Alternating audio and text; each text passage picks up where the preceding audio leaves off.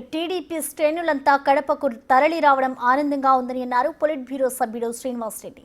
కడపలో మహానాడు నిర్వహించడం ఆనందంగా ఉందని అన్నారు ఆయన. అధినేత చంద్రబాబు ఇచ్చే సందేశం గురించి ఎదురు చూస్తున్నామంటున్న శ్రీనివాసరెడ్డితో మా ప్రతినిధి దామోదర్ ఫేస్ టు ఫేస్.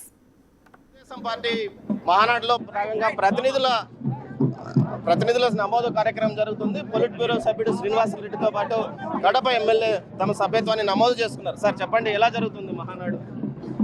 ఎలా జరుగుతుందో బ్రహ్మాండంగా జరుగుతూ ఉంది. అందరూ రాష్ట్ర వ్యాప్తంగా తెలుగు జాతి అంతా కూడా మా కడపకు రావడం చాలా సంతోషంగా ఉంది. కడపలో రాయలసీమ నడిబొట్టునున్న కడపలో ఈ కార్యక్రమం జరిగే అవకాశాన్ని కడప ప్రజలకు ఇవ్వడం, కడప తెలుగుదేశం పార్టీ కార్యకర్తలకు, కుటుంబ సభ్యులకు ఇవ్వడం కూడా ముఖ్యమంత్రి గారు మాకు ఇచ్చిన అదృష్టంగా భావిస్తూ ఉన్నాం.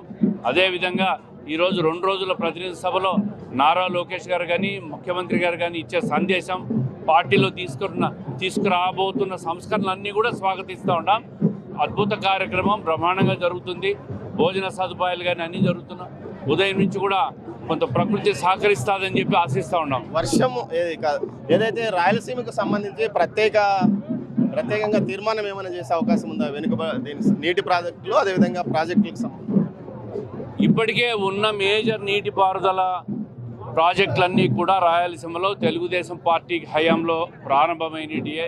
కీర్తిశేషులు ఎన్టీ రామారావు గారు తెలుగంగ ప్రాజెక్టు అయితేమి, అదేవిధంగా ఆయన చేతులతోనే హంద్రీనివా ప్రాజెక్టు, గాలేరు నగరి ప్రాజెక్టు ప్రారంభమైనాయి.